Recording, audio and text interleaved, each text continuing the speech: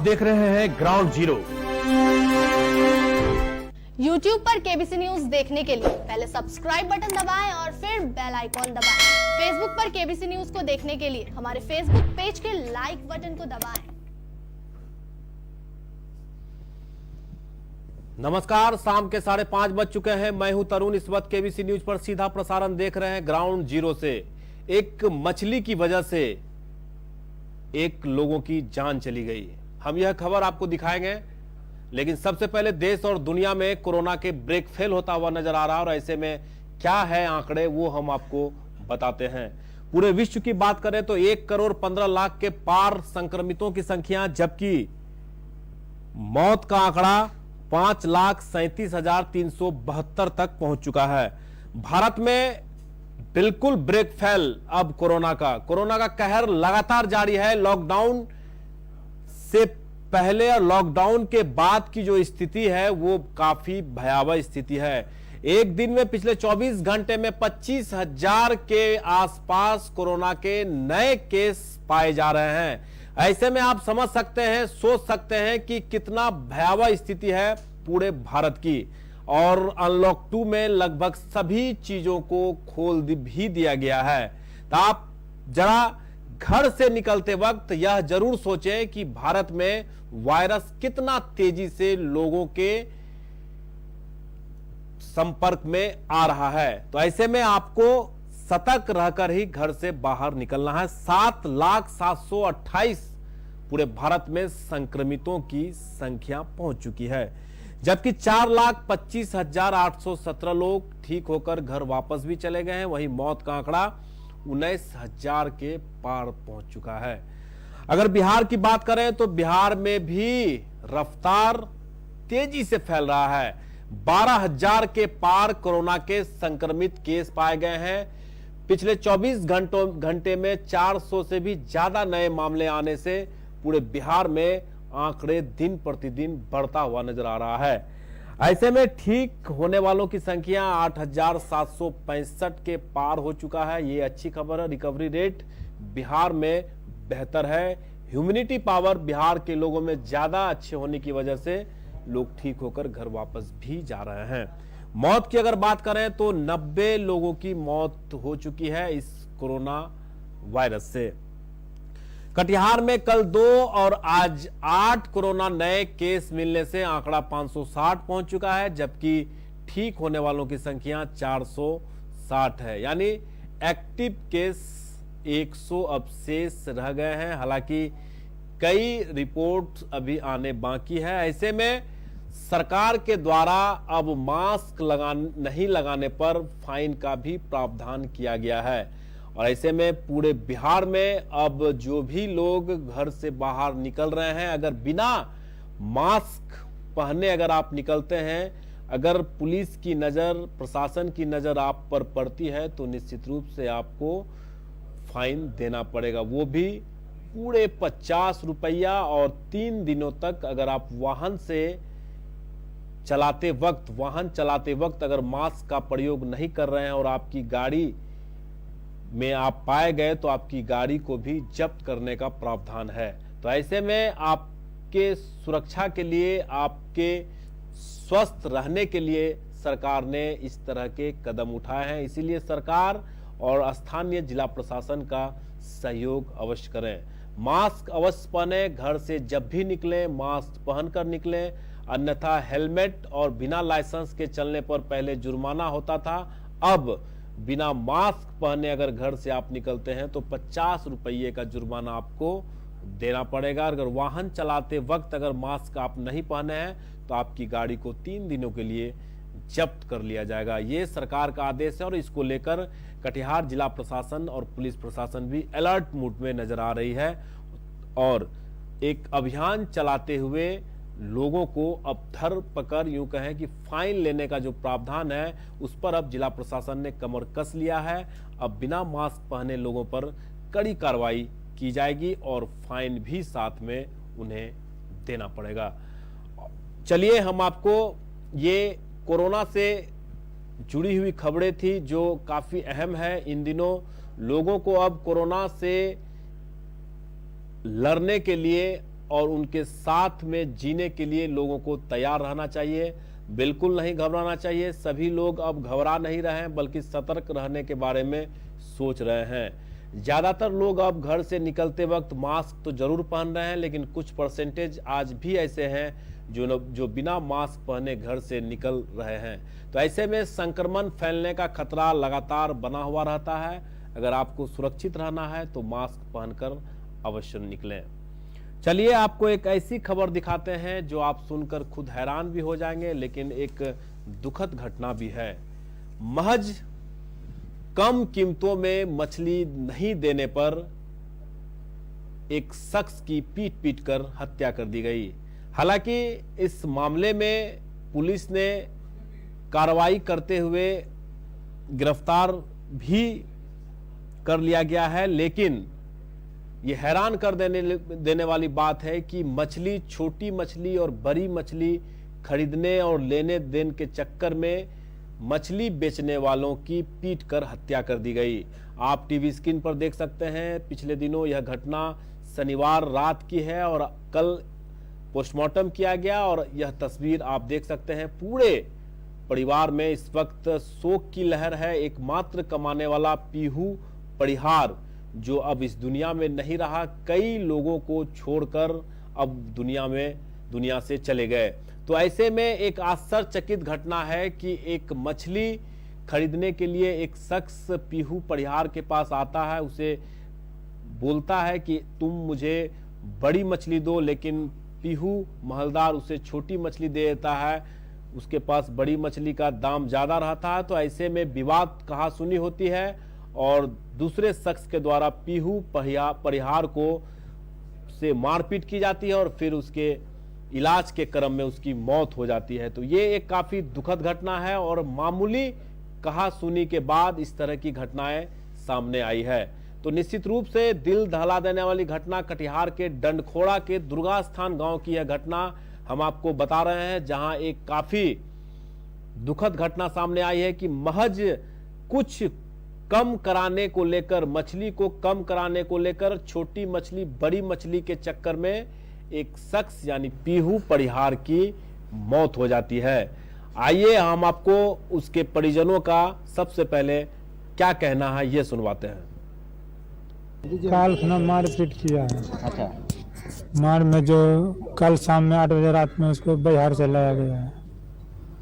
8 बजे रात में लाया है मार बिहार से। मैंने घायल अवस्था में। हाँ, और घर में मौत हो गई। घर में आज 8 बजे 9 बजे मौत हो गई। मारने वाला कौन था? मोहन ठाकुर। विवाद के कारण था, मछली वो मरता था, मछली मार कर जो है लात आता था घर, बोलता था हमको दो, और वो कोई दूसरा आदमी से बात कर लिया था। और मैंने ये मछली मार करके लाया तो ये किसी और से बात कर लिया ना? हाँ, ये बोलता था नहीं हमको दो मछली, इसी में मछली नहीं दिया, हाथा बया हो गया।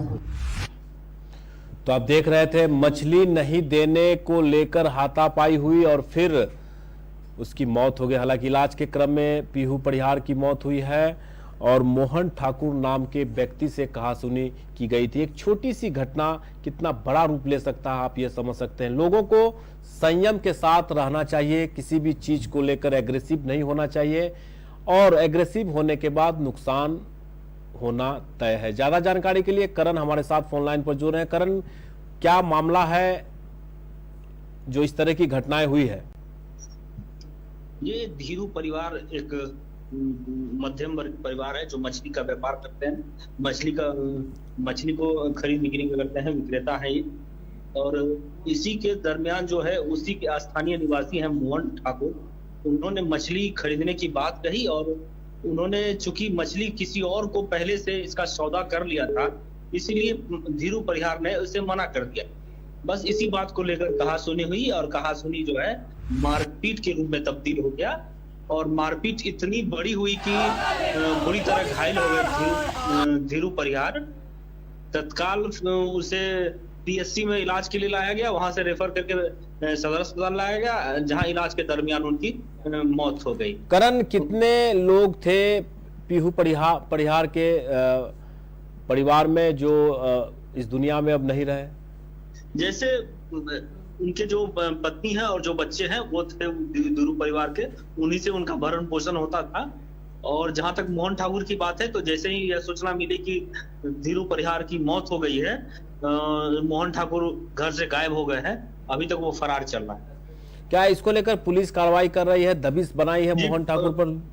जी, पुलिस ने तत्काल जो है उस समय, चूंकि धीरू परिहार का इलाज चल रहा था, तो उनके फर्द बयान उनके जो पत्नी है उनसे लिया गया है।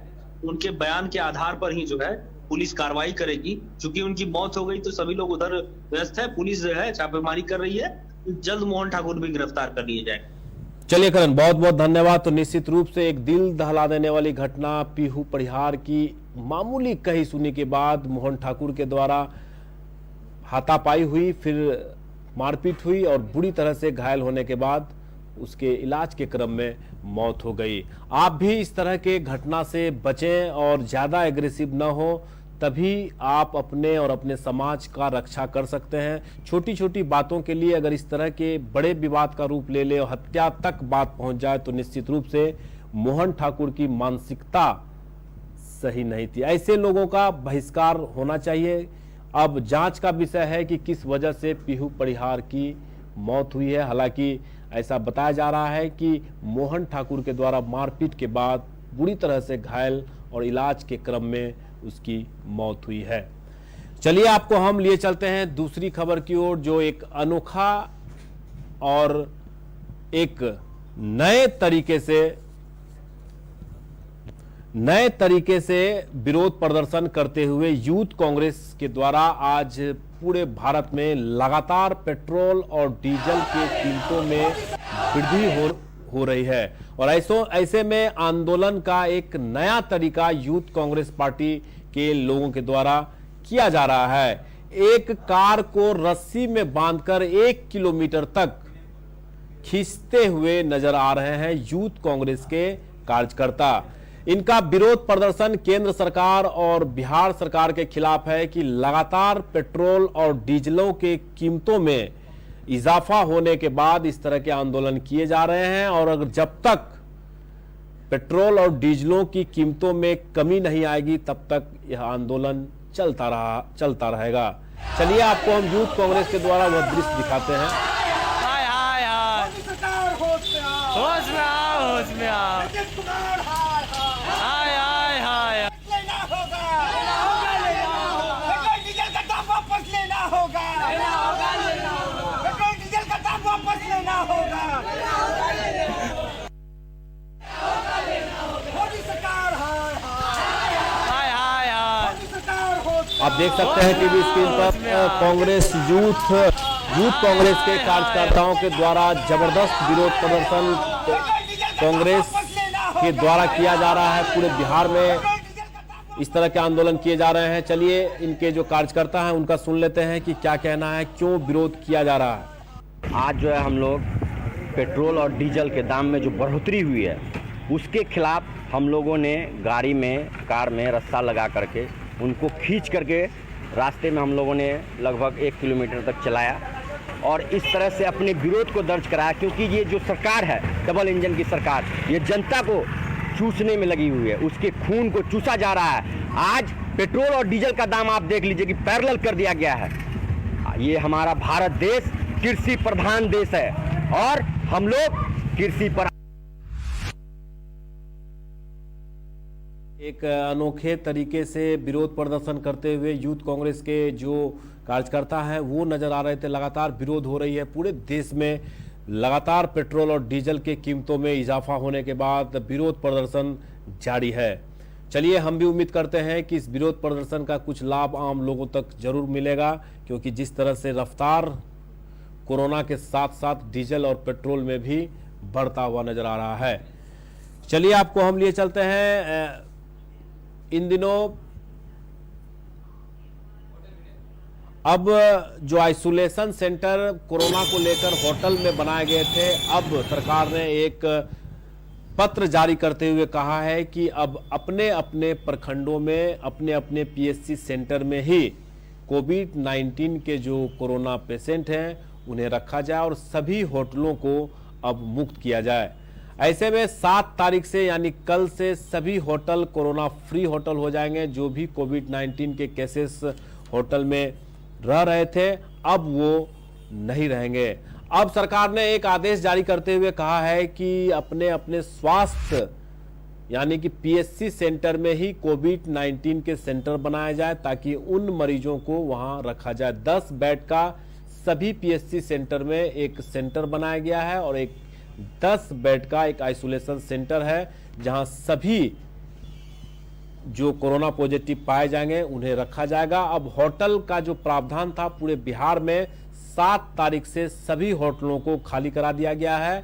अब आइसोलेशन सेंटर अपने अपने जिले के पीएचसी सेंटर में ही बनाया गया है। ज्यादा जानकारी के लिए विनय झा हमारे साथ फोन लाइन पर जुड़ चुके हैं। विनय जी सर, लंबे अंतराल से जब कोरोना के पेशेंट कम पाए जा रहे थे तो बड़े बड़े होटलों को हायर किया गया था सरकार की ओर से, लेकिन अब जब लगातार आंकड़े बढ़ते जा रहे हैं तो अब 7 तारीख से सभी होटलों को फ्री कर दिया गया है। जी हाँ, तो सरकार के द्वारा यह निर्णय किया गया है कि लंबे समय से जो होटल व्यवसाय से जुड़े हुए लोग थे उनके व्यवसाय को सरकार ने मतलब आम लोगों के सहायता के लिए फिलहाल जब से लॉकडाउन चला था तब से लेकर अब तक लोगों को रोक रखा था और इन जगहों पर वैसे संक्रमित लोगों को रखा गया था जो कोरोना से संक्रमित थे। लेकिन सरकार लगातार देख रही है कि शासन की ओर से और आम लोगों की ओर से जो सावधानियां बताई जा रही है लोग उस प्रिकॉशन को लेकर चल रहे हैं और जिन लोग प्रिकॉशन नहीं ले जाएंगे उन्हें सरकार लगातार हिदायत कर रही है। और कह सकते हैं अब तो महामारी अधिनियम 2020 को भी लागू कर दिया गया है जिसके तहत बिना चेहरे पर मास्क लगाए लोग अपने घर से बाहर नहीं निकल सकते हैं और वैसे जगह पर लोग नहीं जा सकते जहाँ पर लोगों का आना जाना लगा होता है। कह सकते हैं कि सार्वजनिक जगह पर लोग नहीं जा सकते हैं। लेकिन सरकार ने इन व्यवसाय से जुड़े लोगों को थोड़ी सहायता देने के लिए क्योंकि लगातार आर्थिक गतिविधि को चलाने के लिए होटल व्यवसाय से जुड़े लोगों की भी बहुत बड़ी प्राथमिकता रहती है, बहुत बड़ी भूमिका रहती है। इसलिए उनको उनके व्यवसाय से जोड़ने के लिए ताकि बिहार नहीं पूरे भारत को आर्थिक गति मिल सके, इसी को लेकर सरकार ने यह आज से यह सूचना जारी की है कि जो होटल में जो संक्रमित लोगों को रखा गया था क्वारंटीन के लिए तो वैसे अब होटलों को मुक्त कराया जाए जितने संक्रमित लोग थे और उनकी अवधि अपूर्ण हो जाएगी आज के दिन में। तो कल से कह सकते हैं कि 7 तारीख से सभी होटलों को कोरोना संक्रमित जो मरीजों को रखने का जगह बनाया गया, केंद्र बनाया गया था, उससे मुक्त कर दिया गया है।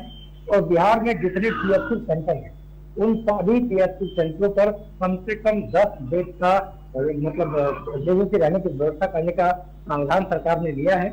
और इसके तहत जो आसपास के संक्रमित लोग हैं वो अपने पीएचसी सेंटर पर ही जो उपचार की सभी प्रक्रियाएं हैं जो कह सकते हैं क्वारंटीन की जो व्यवस्था है उसकी सुनिश्चित का सरकार ने आदेश दिया है।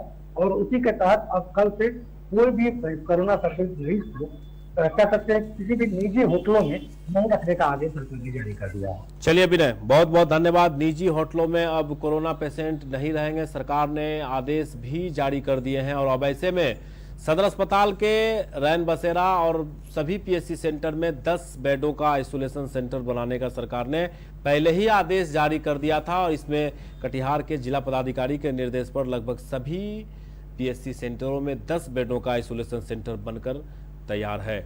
चलिए आपको हम लिए चलते हैं ऐसी खबर जो पूरे देश को शोकाकुल में डाल दिया था। सुशांत सिंह राजपूत ने आत्महत्या कर लिया था 14 जून को और ऐसे में अब राष्ट्रीय राजपूत करनी सेना की ओर से सीबीआई जांच की मांग उठने लगी। हालांकि सुशांत सिंह राजपूत के मौत के बाद पूरे भारत में एक सुर से सीबीआई जांच कराने की मांग तो उठ ही रही थी और अब राष्ट्रीय राजपूत करनी सेना के द्वारा भी महाराष्ट्र सरकार से और केंद्र सरकार से सीबीआई जांच करने की मांग अब तेज हो गई है। Justice for Sushant Singh, justice for Sushant Singh, justice for Sushant Singh. एक बात तो पक्का है, नींद का बत्ता चल रहा है, नींद का बत्ता चल रहा है। सफल एक्टर के रूप में उभर रहे थे और ऐसे में बिहार के रहने वाले सुशांत सिंह राजपूत ने डिप्रेशन में आके सुसाइड कर लिया था। Justice for Sushant Singh! Justice for Sushant Singh! Justice for Sushant Singh! और ज्यादा जानकारी के लिए हमारे साथ ऑनलाइन पर करण जुड़ चुके हैं। करण, सुशांत सिंह राजपूत के आत्महत्या के बाद पूरे देश में शोक की लहर थी और अब कई जगहों से सीबीआई जांच की मांग उठ रही है। तो ऐसे में करनी राजपूत राष्ट्रीय राजपूत करनी सेना के द्वारा भी अब मांगे उठने लगी हैं। तो किस तरह के प्रदर्शन किए जा रहे हैं और क्या मांगे हैं इन लोगों की? जी कि चूंकि सुशांत सिंह राजपूत जो है पूरा दुनिया उनको जानते थे और चूंकि वो बिहार से थे, इसलिए बिहार के जो युवा है उसे अपना आइकॉन मानते थे। और अब यही बिहार के जो युवा हैं उससे एक बैनर के जो राजपूत करनी सेना है, उस बैनर के तले जो है बिहार सरकार और महाराष्ट्र सरकार इनसे यह अपील कर रहे हैं, बार बार यह अपील कर रहे हैं कि आप इसे सीबीआई की जांच करवाएं, नहीं तो इस सीबीआई जांच से यह पता चल जाएगा कि सुशांत सिंह राजपूत ने वाकई हत्या हुई थी या फिर आत्महत्या की थी। अगर यह जांच नहीं होती है तो सुशांत सिंह राजपूत पर जो ये जो करनी सेना है उन्होंने चेताया है सरकार को भी कि आप इस पर पहल करें, अन्यथा जो है आप इन्हें उग्र आंदोलन करने को मजबूर होना पड़ेगा। करण, यह आंदोलन कहां से शुरू हुआ और कहां खत्म हुआ? काफी संख्या में लोग मौजूद थे, सड़कों पर निकले हुए थे। चूंकि पटना में सुशांत सिंह राजपूत का घर है, वहां से ही यह शुरुआत की गई थी। पटना में जो करनी सेना राजपूत करनी सेना के जो प्रदेश अध्यक्ष हैं, उन्होंने इस पहल की शुरुआत की है। उन्होंने ऐलान किया है कि जिले स्तर और प्रखंड स्तर तक जो है सभी करनी सेना कार्यकर्ता जो है अब लगातार अभी गुहार लगा रहे हैं, आगे चलकर उग्र आंदोलन भी करेंगे। चलिए करण, बहुत बहुत धन्यवाद। करण जानकारी दे रहे थे कि सुशांत सिंह राजपूत के मरने के बाद, यूं कहें कि सुसाइड करने के बाद, कई चीजें ऐसी है जो आज भी अनसुलझी बनी हुई है। तो ऐसे में अब करनी सेना के द्वारा मांग उठने लगी है कि सीबीआई जांच हो तो यह स्पष्ट हो पाएगा कि सुशांत सिंह राजपूत की हत्या हुई है या आत्महत्या ही है। तो ऐसे में हम भी सुशांत सिंह राजपूत के परिवार वालों के प्रति संवेदना व्यक्त करते हैं और उनके न्याय की मांग करते हैं कि उनकी जो भी रही हो समस्याएं उसको लेकर सीबीआई जांच हो। और करनी सेना भी लगातार इस बात को लेकर मांग भी कर रही है कि जल्द से जल्द सीबीआई जांच हो ताकि मामला स्पष्ट हो सके। आज के इस अंक में फिलहाल इतना ही। केबीसी की पूरी टीम को दीजिए इजाजत। नमस्कार।